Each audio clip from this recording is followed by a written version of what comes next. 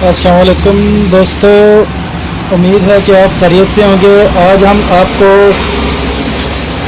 Headlight का bulb change करने का तरीका बताते हैं, किस तरह हेडलाइट का बल्ब चेंज करते हैं। अभी ये उस्ताद जी खोल रहे हैं हेडलाइट के स्क्रू। 2 स्क्रू होते हैं, ठीक है। अभी ये 2 स्क्रू और 8 नंबर टी होती है चौरस पेचकस के साथ, या 8 नंबर टी के साथ ये खुल जाती है, ठीक है। किसी को स्क्रू लगे होते हैं चौरस पेचकस के साथ खुल जाते हैं। घर में आसानी तरीके से, ज़्यादातर घर में चौरस पेचकस होते हैं, तो घर बैठे भी आप लाइट खोल कर सकते हैं, ठीक कर सकते हैं। अब हम चेक करते हैं जी, इस लाइट में नहीं जल रही थी, क्या मसला है। अभी उस्ताद जी खोल रहे हैं और चेक कर रहे हैं इसमें मसला क्या है।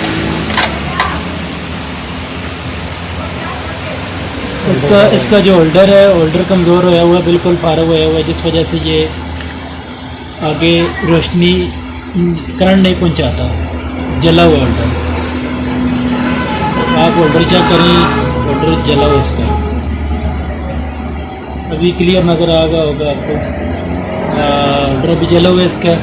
अब हम इसका होल्डर चेंज करेंगे तो ये ठीक हो जाएगा। अभी ये देखें हेडलाइट का जो होल्डर है, वाइट वाला होल्डर जो बाइक से निकला है, ठीक है।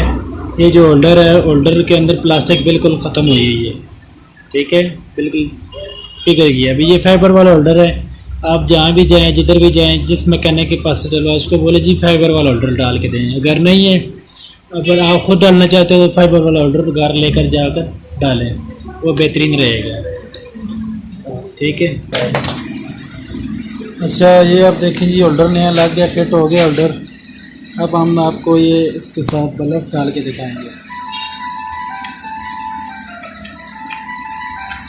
अभी ये होल्डर डाल रहे हैं उस्ताद जी, इसमें कट बने हुए, जिसमें कट बने हुए, ये 3 कट बने हुए। 3 कटों में जो है ना, अभी ये इसकी भी 3 कट बने हैं, ठीक है। अभी इसमें इसके बराबर करके तीनों कट फिक्स करना पड़ता है। ये जो लाइट थोड़ी इसमें रख कर अभी फिट करेंगे। अभी ये होल्डर फिट हो गया इसमें। अब हम स्टार्ट करेंगे इसको। ये स्टार्ट हो गया, स्टार्ट करके अभी ये लगाएंगे। अच्छा जी, अभी ये लाइट जल रही है, ठीक है।